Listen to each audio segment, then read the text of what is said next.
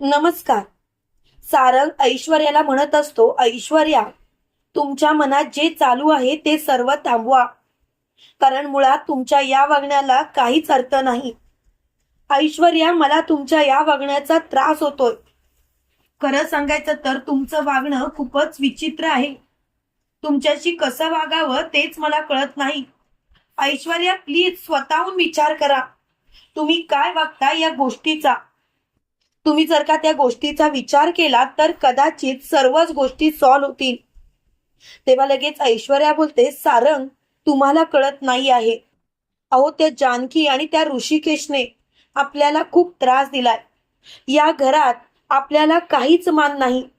अहो, तुमची आई सुद्धा त्यांनाच मान देते आणि तुम्हाला अजून सुद्धा त्यांनाच साथ द्यायची आहे का? जरा विचार करा. तेव्हा लगेच सारंग बोलतो, हो, काही झालं तरी माझ्या आईचं आयुष्य उद्ध्वस्त झालेलं मला सहन होणार नाही आणि माझ्या आईच्या आयुष्याबाबतीत तुम्ही निर्णय घ्यायचा नाही. तेव्हा लगेच ऐश्वर्या बोलते, सारंग, तुम्हाला माहिती तरी आहे का तुमच्या आईने काय केलंय? तुमच्या आईने फसवलंय, मला फसवलंय. आणि तुम्हाला अजून सुद्धा असंच वाटतंय की मी तुमच्या प्रत्येक गोष्टी सहन करायच्या म्हणून. नाहीच करणार मी सहन. तुम्हाला जे करायचंय ते करा, पण एक गोष्ट मात्र नक्की लक्षात ठेवा, कितीही काही झालं तरी सुद्धा मी तुम्हाला माफ करणार नाही म्हणजे नाही. मला तुम्हाला माफ करायची इच्छा नाही म्हणजे नाही. आता तर विषयच क्लोज. आता तर सगळाच विषय समाप्त झालाय. खरं सांगायचं तर सारंग, तुम्ही जे करता, जे वागता ते खूपच चुकीचं वागताय. तेव्हा लगेच सारंग बोलतो, अजिबात नाही.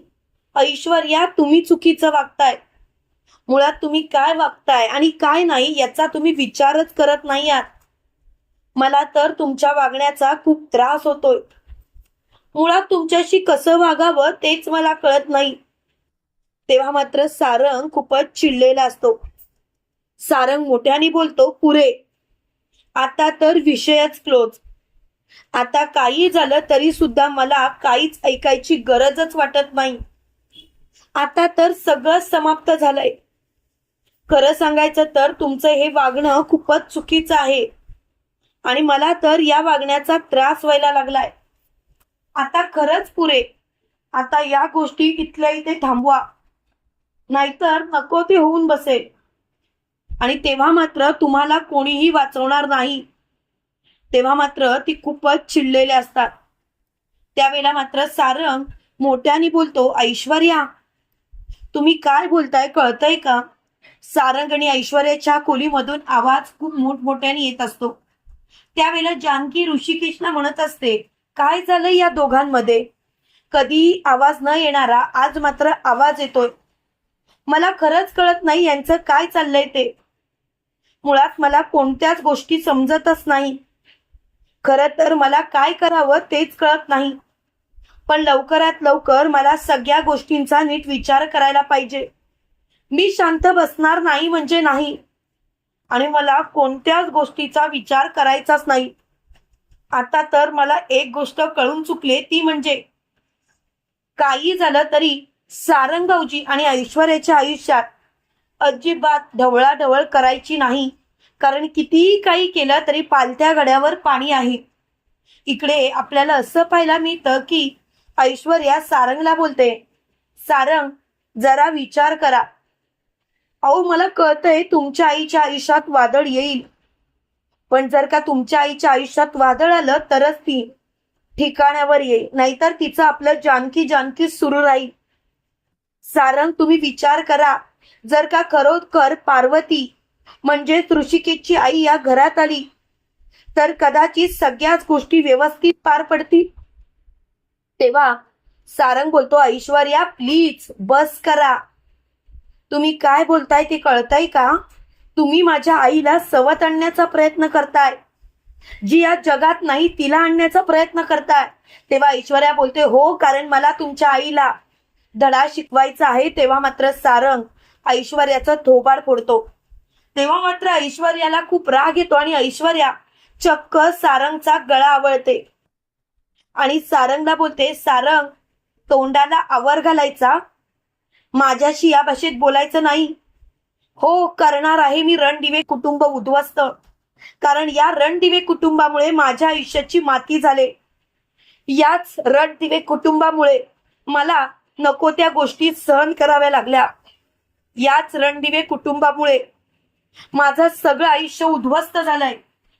जोपर्यंत मी त्यांना उद्ध्वस्त करत नाही तोपर्यंत मी शांत बसणार नाही. हे ऐकताच सारंग बोलतो, काय चाललंय तुमचं? असं का वागताय तुम्ही? का गोष्टी समजून घेत नाही आहात तुम्ही? मला खरंच तुमच्या वागण्याचा खूप त्रास होतोय. त्यावेळेला लगेच ऐश्वर्या बोलते, तुम्हाला माझ्या वागण्याचा त्रास होतोय, पण तुम्हीच विचार करा ना, मला किती त्रास होत असे. सारंग, तुमची आई सर्रास माझ्याशी खोटं बोलली. मला असं वाटलं होतं की तुमच्या आईचा पाठिंबा आहे मला, पण नाही, तुमची आई तर खोटं तर बोललीच, परत असं दाखवते की तिने काहीच केलं नाही. तेव्हा लगेच सारंग बोलतो, गप्पा बसा ऐश्वर्या, माझी आई कधीच खोटं बोलू शकतच नाही. तुम्ही कितीही काही पुरावे दिले तरी सुद्धा मी ते मान्य करणार नाही. ऐश्वर्या, एक नंबरच्या खोटारड्या आहात तुम्ही, आणि तुमच्यावरती विश्वास ठेवणं हे चुकीचंच आहे. आणि खरं सांगू का ऐश्वर्या, माझा आता तुमच्यावरती विश्वासच राहिला नाही. ऐश्वर्या, सगळंच संपलंय. आणि खरं सांगायचं तर मला आता तुमच्याशी बोलायची सुद्धा इच्छा नाही. तेव्हा मात्र ऐश्वर्या खूपच चिडचिड करत असते. ऐश्वर्या मोठ्याने बोलते, पुरे, आता जे काही झालं ते झालं, पण आता माझ्या वाटेला जायचं नाही. आणि जर का माझ्या वाटेला जायचा प्रयत्न जरी केलात तरी सुद्धा मी तुम्हाला सोडणार नाही. या सारंग, आज माझ्यावरती हात उचललात, पण परत जर का माझ्यावरती हात उचलायचा प्रयत्न जरी केलात तरी तुमचा तो हात तोडून तुमच्या हातात देईल. तेव्हा मात्र ऐश्वर्याला खूपच राग येतो. ऐश्वर्या मोठ्याने बोलते, पुरे झालं, आता तर विषयच समाप्त. मी तर कोणत्याच गोष्टीसाठी कोणालाही माफ करणार नाही.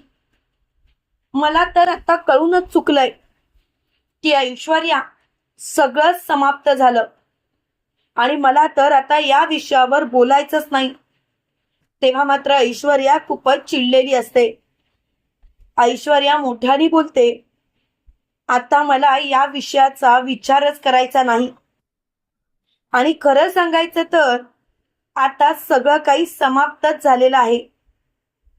तेव्हा मात्र ऐश्वर्या खूपच चिडलेली असते. त्यावेळेला सारंग ऐश्वर्याला बोलतो, ऐश्वर्या, तुम्ही आता विचार करत नाही आहात, पण तुम्ही जर का विचार केला तर कदाचित सगळ्याच गोष्टी व्यवस्थित होतील.